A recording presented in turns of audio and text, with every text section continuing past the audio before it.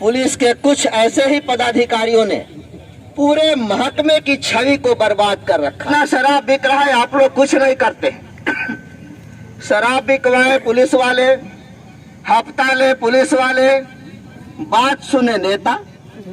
नमस्कार, news for nation देख रहे हैं आप। आपके साथ मैं हूं ऋचा शर्मा। एक तरफ जहां बिहार में पूर्णतः शराबबंदी लागू करने के लिए नीतीश कुमार ने अपने सभी पुलिस अधिकारियों के साथ पुलिस कर्मियों को शपथ ग्रहण कराया ताकि शराबबंदी को लेकर सख्ती बढ़ती जाए, लेकिन दूसरी तरफ नीतीश कुमार के ही सहयोगी दल यानी कि बीजेपी के सांसद और एमएलसी कहते दिख रहे हैं कि बिहार में धड़ल्ले से शराब की बिक्री हो रही है और पुलिस वाले ही मिले हुए हैं। किस तरीके से सांसद जी शराबबंदी को लेकर नीतीश कुमार के पोल खोलते दिख रहे हैं, कोई रूल रेगुलेशन नहीं है ये कहते दिख रहे हैं। छोड़े जाते हैं आपको सांसद जी के बयान के साथ। पुलिस के कुछ ऐसे ही पदाधिकारियों ने पूरे महकमे की छवि को बर्बाद कर रखा है।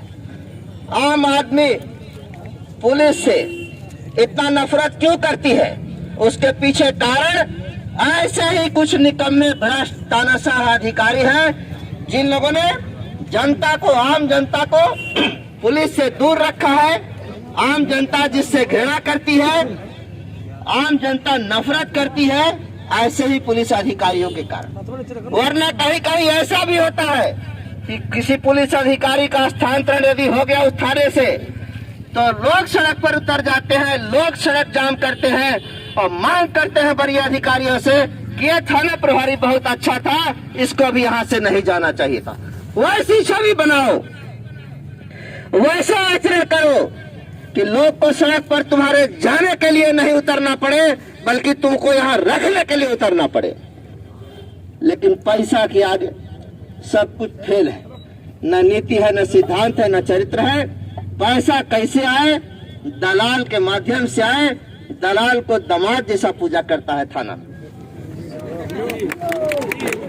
बढ़िया आदमी तो, शरीफ आदमी जो थाना में कभी नहीं जाता, थाना जो 1 से 2 दिन बिना किसी काम के अगर चल जाए तो आम आदमी भी समझने लगता है, उसकी छवि खराब होने लगती। इसलिए हम भी अपने कार्यकर्ताओं को कहते हैं कि जब कोई जरूरी काम हो, कोई आवश्यक बात हो, तभी थाना जाइए, वरना थाना रोज जाने की चीज नहीं है। थाना से परहेज करिए। हमारे कार्यकर्ता करते भी हैं, लेकिन ऐसे ही कुछ पुलिस अधिकारी को ये पसंद नहीं है, ये नापसंद है कि में इतना शराब बिक रहा है, आप लोग कुछ नहीं करते।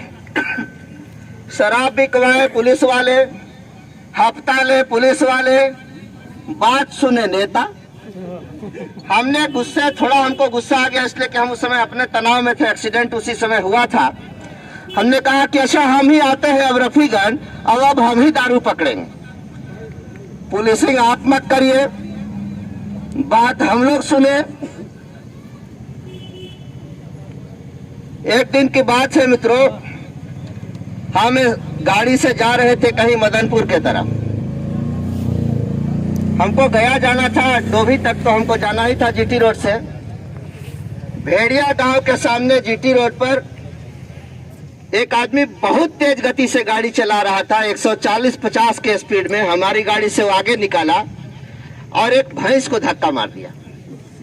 हम पीछे से देख रहे थे, अचानक से भैंस दौड़ी भी नहीं थी, क्योंकि उसकी गति इतनी अधिक थी कि भैंस को उसने धक्का मार दिया।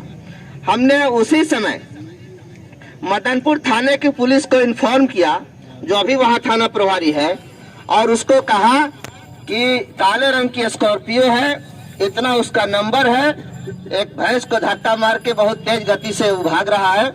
हालांकि उसके बाद वो थोड़ा विचलित हुआ और हमारी गाड़ी से वो पीछे हो गया। हम लोग फिर उससे आगे निकल गए। आप लोग जल्दी से सड़क पर आइए, उस गाड़ी को पकड़िए। मेरा मकसद ये था कि वो गाड़ी पकड़ी जाती तो जिस किसान की वो भैंस होगी उसको कुछ मुआवजा के तौर पर मिल जाता, दिलवा देते। मेरे कहने का मतलब, मेरा उसको सूचना देने का मकसद यही था।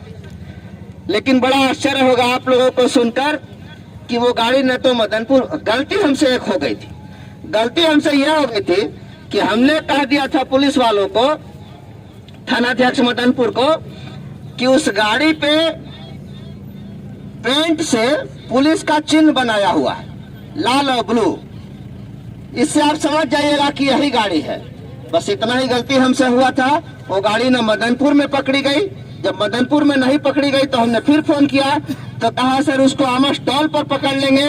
आमस टोल पर भी नहीं, सिरघाटी भी नहीं। बाद में जब हमने पूछा कि भाई गाड़ी पकड़ी गई कि नहीं पकड़ी गई, तो नहीं सर वो तो गाड़ी नहीं पकड़ी गई, वो तो 300 का स्पीड में चल रही थी। तो हमने कहा हम तो उसके आगे आगे डोभी तक तो हमारे आगे वो गाड़ी निकली ही नहीं। और आपने कहा कि टोल पर पकड़ लेंगे, सरघाटी पकड़ लेंगे, तो हमारी गाड़ी सर उसके इतना नहीं चल सकी। हमने कहा वो गाड़ी तो हमारे पीछे चल रही थी। फिर हमने गुस्से में थाना अध्यक्ष मदनपुर को ये कहा कि अगर हमको पावर रहता तो हम आपको गैलेंट्री अवार्ड दे देते, राष्ट्रपति पदक से आपको नवाजते, आपको सम्मानित करते इस काम के लिए। शर्म नहीं लगता है इन लोग को, कोई न लाज है, न शर्म है, न हाया है। कमजोर आदमी पर लाठी चलाना यही इन लोगों की नियति बन गई।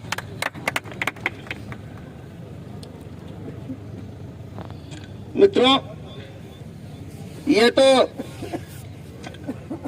रफीगंज मदनपुर पुलिस का कुछ उदाहरण दिया हमने कि किस तरह से ये लोग काम करते हैं। और कोई कमजोर आदमी मिल गया तो उस पर ये अपना वर्दी का रोब झाड़ते हैं। लेकिन अब ये चलने वाला नहीं है। ये मत समझे औरंगाबाद की पुलिस कि ये भाजपा के लोग, चूंकि सत्ताधारी दल के लोग हैं, इसलिए ये लोग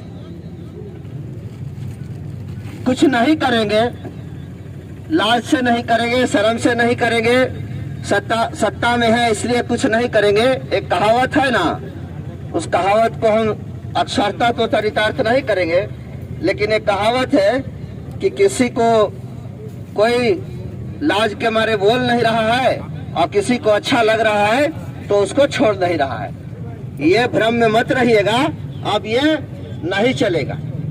और ऐसा एक नहीं अनेक उदाहरण है औरंगाबाद जिले में कि ऐसे काम के लिए जब हमने ठान लिया है तो थाना अध्यक्ष को वर्दी वही खोल के और उस थाना को छोड़कर चुप्पे जिप्सी में पीछे बैठकर जाना पड़ा है। अगर नहीं विश्वास है तो जाकर हसपुरा पूछ लीजिएगा। छठ के दिन जब बाजार के लोग फल बेचते हैं ना रोड पर पसार के, तो फल विक्रेताओं को उस समय वहां के थाना अध्यक्ष ने मारपीट किया। लोग आंदोलित हुए, मैं वहां पहुंचा सूचना पाकर, और लोग इतने उग्र थे, इतनी संख्या थी कि डीएसपी को आना पड़ा और वर्दी खोल के कि कोई पहचाने नहीं कि यही दरोगा है, जिप्सी में उनको पीछे बैठा के चुप्पे ले भागा गया। वही दशा यहाँ के थानाध्यक्ष का भी न हो जाए, इसलिए हम इसको चेतावनी देना चाहते हैं। तुम इस भ्रम में मत रहो कि तुम्हारे शरीर पर वर्दी चढ़ गई तो कानून तुम्हारी मुट्ठी में हो गया और तुम जो चाहोगे वो करोगे। जिसको चाहोगे उसको मारोगे, जिसको चाहोगे उसको पकड़ोगे और जिसको चाहोगे उसको पैसा लेकर छोड़ोगे। ये नहीं चलने वाला है। और इस मंच के